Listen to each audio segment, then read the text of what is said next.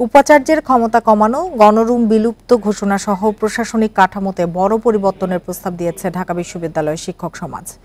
একই সাথে ঢাবির নিয়ন্ত্রণ থেকে 7 কলেজকে বাদ দেওয়ার প্রস্তাব দেওয়া হয়েছে। উপাচার্য জানান, এসব প্রস্তাব পর্যালোচনা করা হবে।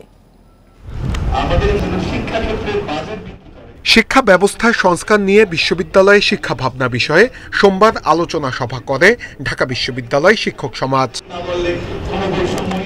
বক্তারা বলেন, ঢাকা বিশ্ববিদ্যালয়ে দলীয় বিবেচনায় শিক্ষক নিয়োগ করা যাবে না, পদোন্নতির প্রক্রিয়াও পরিবর্তন দরকার।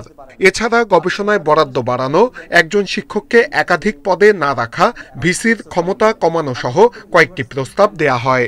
লেজুর ভিত্তিক শিক্ষক রাজনীতি, পেশি এবং লেজুর ভিত্তিক ছাত্র রাজনীতি, পেশি শক্তি এবং সন্ত্রাস নির্ভর এবং সাম্প্রদায়িক ছাত্র রাজনীতি নিষিদ্ধ করতে হবে। ঢাকা বিশ্ববিদ্যালয়ের কোষাধ্যক্ষ জানান, বিশ্ববিদ্যালয় তার কাঙ্ক্ষিত জায়গায় যেতে পারেনি। বিশ্ববিদ্যালয়ের গভর্নেন্স, এটা কি আমরা আসলে কখনো করতে পেরেছি? আমরা শিক্ষকরা বলছি, আমার শিক্ষকদের পাশ থেকে, আমরা কি বিশ্ববিদ্যালয়ের যে 73 অর্ডিন্যান্স, সেটা কি খুব বেশি মিসইউজ করিনি? বক্তাদের প্রস্তাব পর্যালোচনার আশ্বাস দেন উপাচার্য। এ মাসের শেষেই ক্লাস শুরু হবে বলেও জানান তিনি। এর মধ্যে আমরা আরও কিছু উদ্যোগের কাজ দেখেছি, যারাও কিছু পরামর্শ দিচ্ছেন।